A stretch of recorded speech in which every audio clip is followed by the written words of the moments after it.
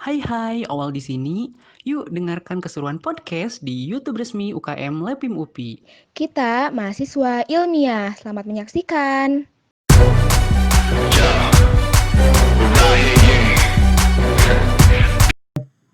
Oke, 1, 2, 3, open the door.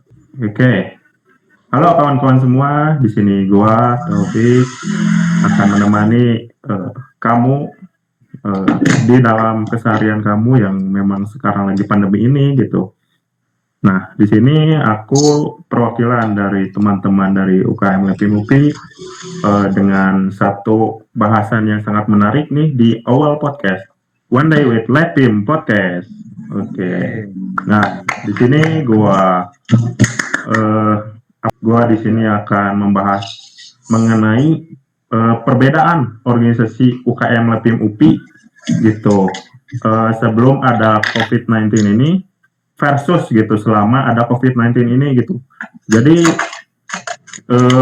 gua di sini sih sebagai sebagai cekcokan gitu ya. Ya akan ngobrol-ngobrol sama kawan-kawan di sini yang memang mempunyai jabatan yang lebih tinggi gitu dalam UKM Lepim ini, Lepim UPI ini, begitu sih. Oke, ya paling sih gue pengen mengenali satu narasumber terlebih dahulu ya, yaitu Kang Renat Benedict Septian gitu dari jurusan Teknik Sipil sebagai Wakil Direktur Lepim UPI. Oke, perkenalkan dulu atau Kang Rey. Renat Benedict Septian. Saya dari jurusan Teknik Sipil angkatan 2017.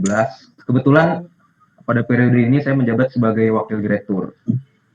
Ya mungkin itu saja dari saya. Oke, ada satu lagi nih yang memang terkenal sebagai idola para wanita gitu di UKM Lepim UPI ini gitu. Sebagai pelopor atau sebagai pengatur irama gitu kepengurusan di UKM Lepim ini, yaitu Bapak Ketua MPO gitu lah. So, sekarang mah perkenalkan langsung saja. Oke, next Pak Ketua MPO. Moderator nggak tahu nama saya ya? Nggak tahu nih, aduh. Ya nama gue Fahrian Syah, panggil aja Fahri, dari jurusan manajemen angkatan 2017. Ya kebetulan sekarang jadi ketua MPO di Lepim periode 2020-2021 berarti ya. Gitu teman-teman. Silakan lanjut Pak Moderator. Kang Opik. Jangan moderator atuh ya, aduh ini mah jangan, aku teh bukan apa-apa gitu ya, sebagai pemantik lah istilahnya ya, memantikkan arena jadi, perobrolan gitu. Pengen dipanggil apa? Pemandu acara gitu. Pemandu pemantik biar nanti membara gitu kan, ini obrolannya memang tidak relevan gitu dengan bahasan kita sepertinya sih, lebih mengalor ngidul ya istilahnya. Tapi ya yang penting kalian happy, kita juga happy gitu ya. Mantap. Gitu. Lanjutkan Pak. Oke. Gue sih pengen nanya sih, utamanya kepada Kang Fahri gitu ya. Kang Fahri mau disebut Akang atau sebut apa ini? Fahri aja, Fahri aja ya. Fahri aja. Oh, akrab. Fahri aja. Biar lebih akrab ya itu. Karena beliau nanti bukan ya berasaskan kekeluargaan ya. Iya. Oke. Sepertinya kan aku lebih ketahui gitu kalau untuk jabatan menjadi ketua MPO itu mempunyai pengalaman yang lebih banyak gitu ya di UKM Lepim ini gitu. Lebihnya kan udah 2 tahun menjabat gitu ya. Nah, bagaimana gitu dalam pelaksanaannya gitu Pak Hari, saudara Pak Hari ini menjadi anggota Lepim UPI ini sampai menjadi ketua MPO ini gitu. Kesibukannya seperti apa gitu dalam UKM Lepim UPI ini sebelum ada pandemi tapi gitu. Ya, kalau di sebelum ada pandemi ya UKM Lepim UPI itu biasanya ya kita ngadain proker-proker secara offline, kita kumpul-kumpul di Bareti gitu kan, di sekre, karaokean gimana gitu ya.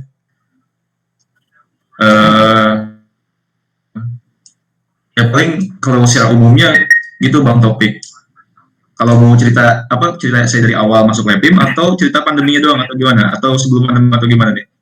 Saya masih bingung soalnya mau nanyanya barusan. eh, ya gitu sahabat Fahri gitu ya. Sahabat.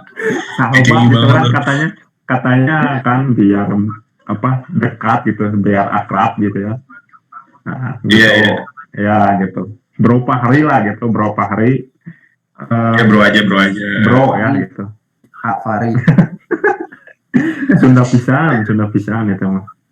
Jadi gini gitu kan, menjadi anggota MPO itu gitu bukan hanya berstatus langsung menjadi anggota MPO, apalagi ini menjadi ketua MPO kan, gitu. Terus kan sebelum menjadi anggota MPO atau ketua MPO ini mempunyai pengalaman kalau tidak salah 2 tahun ya gitu, 2 tahun Iya betul, 2 menjabat tahun. Saya menjabat direktur 2 menjadi tahun, berarti sekarang tahun ketiga.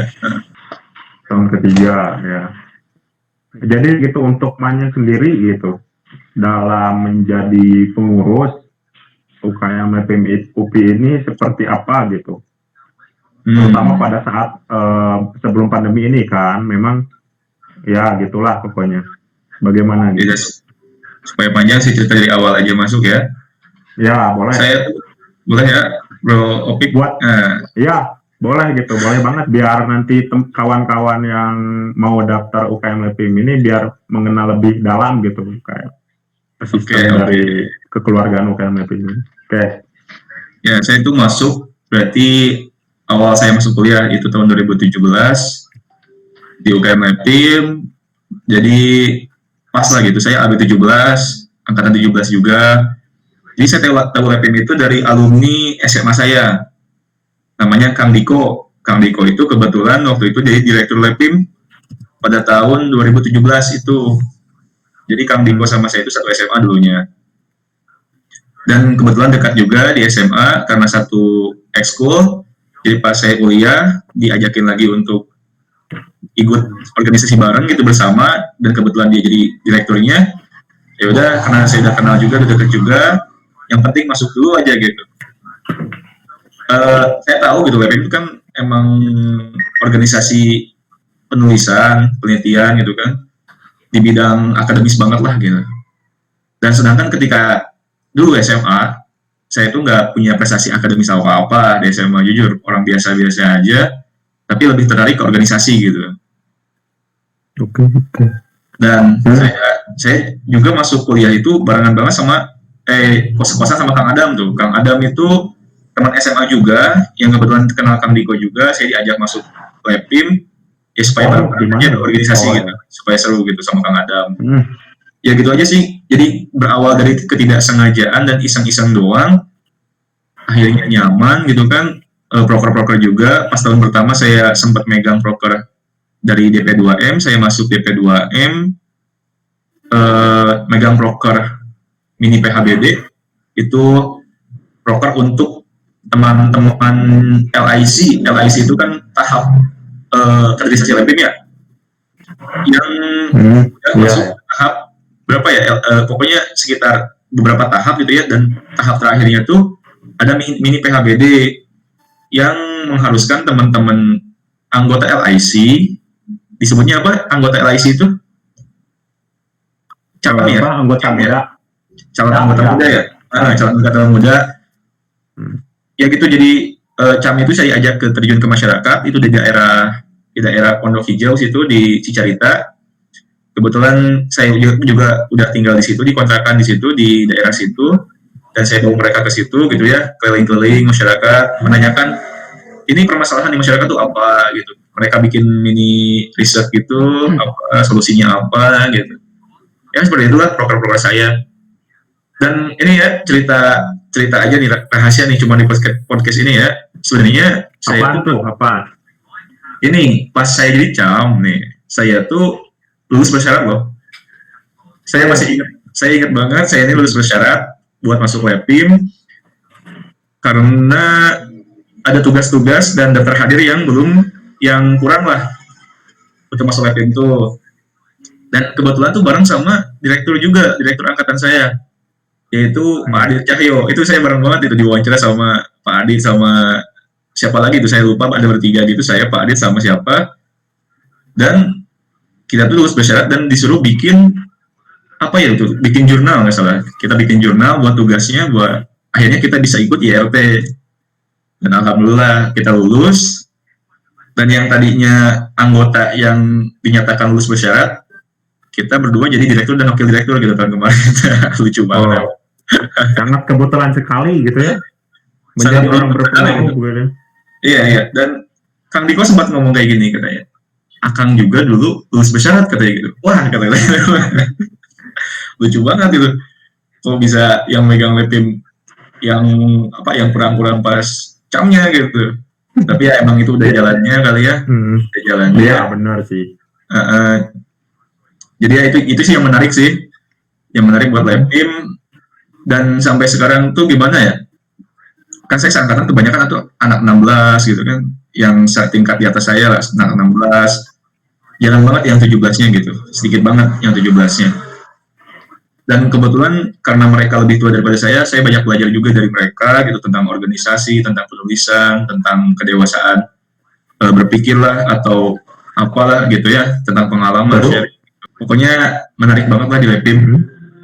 Mantap. Ada lagi Kak Bro Opik. Dan kalau sebelum pandemi sih banyak banget momen-momen yang kita bisa ambil gitu di UKM Lepim. Dari setiap harinya kita diem di sekre gitu ya, ngobrol-ngobrol, terus aktif di proker-proker buat pusing-pusingan bikin proker gitu kan. Itu asik banget gitu, di Bareti diem gitu kan, udah proker beres, foto-foto, malamnya kita makan di kedut atau di makan gitu kan, ya gitu-gitu aja.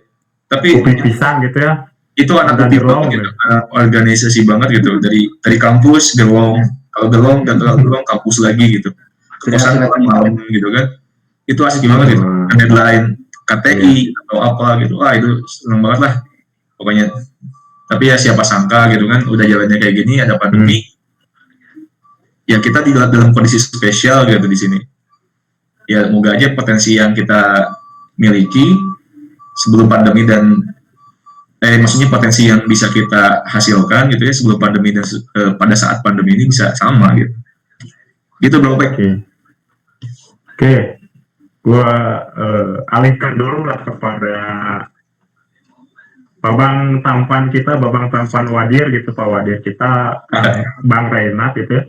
Bro Renat juga ya. Oke. Nah, kan ini juga secara keorganisasian juga kan di sini di UKM Lepim UPI ini sudah menjabat selebihnya di 1 tahun ya, 2 tahun, 1 tahun 2 tahun mau menuju 2 tahun berarti ya. Betul. Jalan 2. Nah, bagaimana gitu kesibukannya pada saat itu gitu sebelum pandemi ini? Kalau sebelum pandemi sih, ya kalau di Lepim itu memang banyak kan kita proker-proker di bidang keilmiahan gitu ya, misalkan. Jadi kan di Lepim itu ada 4 departemen, ada DPP, kemudian ada DPSDM, kemudian ada Depkominfo dan DP2M. Nah kalau sebelum pandemi itu kita biasanya menjalankan proker-proker sesuai fungsi departemen masing-masing gitu. Misalkan kalau DPP itu biasanya ada yang namanya Lepim Infokus. Jadi Lepim Infokus itu kegiatannya itu pelatihan karya tulis, kemudian nanti dia itu akan ada beberapa tahap gitu, beberapa episode gitu. Jadi nanti setiap episode itu temanya beda-beda. Nah, terus ada juga proker DPP itu yang namanya Lepim, lupa pokoknya di proker DPP itu pokoknya dia bakal membahas isu-isu yang sedang hangat gitu. Waktu itu pernah kita ngebahas isu tentang lingkungan, terus pernah ngebahas isu tentang kebudayaan juga pernah. Pokoknya nantinya output dari proker ini tuh kita bakal mengetahui isu-isu yang ada yang sedang hangat, kemudian bisa diangkat menjadi karya tulis. Itu sih. Terus kalau misalkan itu kan untuk DPP, terus untuk DPSDM biasanya sebelum pandemi itu kemarin harusnya sih ada ini ya, LET, Lepim Enjoying Time, cuman ya karena tiba-tiba COVID jadi nggak bisa. Mungkin kalau untuk kemarin tuh DPSDM paling baru, kalau misalkan yang pas angkatan saya itu lebih ke kaderisasi sih sebenarnya, kaderisasi, dan kalau litbangnya itu lebih ke pendataan. Kalau kaderisasi itu mungkin ada RI, kemudian ada YRT, yang researcher training, kemudian ya setelah itu mungkin ada wawancara dan open recruitment, dan akhirnya diterima menjadi anggota LEPIM. Kemudian kalau untuk DP2M itu kan ya sesuai namanya ya, Departemen Pengabdian pada Masyarakat. Nah biasanya kegiatan ini kalau sebelum pandemi itu kita bakal datang ke desa gitu, datang ke desa. Nah tapi biasanya kalau kalau di himpunan itu kan tema P2M itu kan umum gitu ya, mungkin bisa Wah iya seru tuh Bang Rey, kita bahas per departemen. cek. Oh iya, Halo. for your information dulu lah gitu dari Pak Wadir, dari Repim sendiri mempunyai berapa departemen, kan belum pada tahu gitu kan semua. Boleh saya sebutin. Sobat awal ini Ya tadi kan udah saya sebut. tiga. DP2M kan, tadi ngejelasin DP2M. Nah, biasanya kalau DP2M itu kan ya lebih ke pengabdian gitu ya. Cuman karena kita ini konteksnya di LEPIM itu kan ilmiah. Jadi lebih ke ngarahnya ke pendidikan. Nah, jadinya biasanya tema P2M kita itu tentang pendidikan. Kalau yang tahun lalu itu temanya itu kita membuat semacam kayak perpustakaan gitu. Jadi ada sebuah desa Alamendah. Desa Alamendah itu di Desa Alamendah. Nah, di Ranca Bali. Di Ranca Bali ya. Oke. Kabupaten Bandung. Iya. Nah, di situ tuh kita bikin semacam perpustakaan. Nah, nanti perpustakaannya itu isinya tuh buku yang bisa dibaca oleh anak-anak di desa tersebut. Jadi supaya nantinya anak-anak desa itu mereka bisa cerdas secara literasi gitu ya. Karena mereka kan mungkin secara pendidikan masih agak tertinggal mungkin gitu ya. Nah, makanya dengan adanya proker dari DP2M di bidang pendidikan ini harapannya mereka juga kan anak-anak Indonesia juga dan berhak merasakan yang namanya pendidikan. Nah, kita sebagai LEPIM yang bergerak di bidang pendidikan ingin menjadi fasilitator buat mereka begitu di bidang pengabdian pada masyarakat. Untuk P2M itu sih, untuk DP2M. Kemudian untuk yang terakhir Depominfo. Kalau Depominfo ini sebenarnya prokernya lebih banyak sebagai ini sih, sebenarnya sebagai fasilitator gitu. Jadi misalkan ada proker dari DPP atau DPSDM, mereka mau bikin proker, kan biasanya ada pamflet atau ya semacam pamflet gitu lah ya. Nah itu nanti Depom di sini tugasnya sebagai fasilitator gitu, sebagai pembuat pamfletnya. Kemudian untuk proker yang sifatnya offline, Depominfo itu punya proker yang namanya pelatihan public speaking. Nah cuman karena sekarang lagi masa pandemi, jadi mungkin proker tersebut dilaksanakan secara online. Padahal kalau misalkan proker public speaking ini dilaksanakan secara offline itu bakal seru banget. Soalnya gini, jadi nanti setelah proker ini berjalan, nantinya setiap anak-anak LEPIM itu bakal disuruh langsung praktek untuk public speaking dan presentasi begitu. Jadi bukan hanya sebagai peneliti muda, tapi sebagai public speaker juga penting gitu ya masuk ke LEPIM ini ya. Begitu jadi, ya. Jadi di LEPIM ini sebenarnya lengkap sih. Organisasi iya, kita belajar sosial juga, kemudian kepemimpinan pasti iya, dan public speaking tadi di Depominfo, kemudian belajar karya tulis pasti lah ya, kan kita kan LEPIM.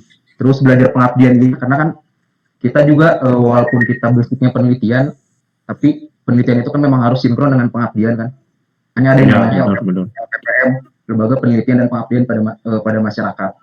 Jadi LEPIM ini sebenarnya ini sih lengkap gitu. Secara tridharma perguruan tinggi juga lengkap. Itu sih mungkin. Kalau dari saya cukup seperti itu.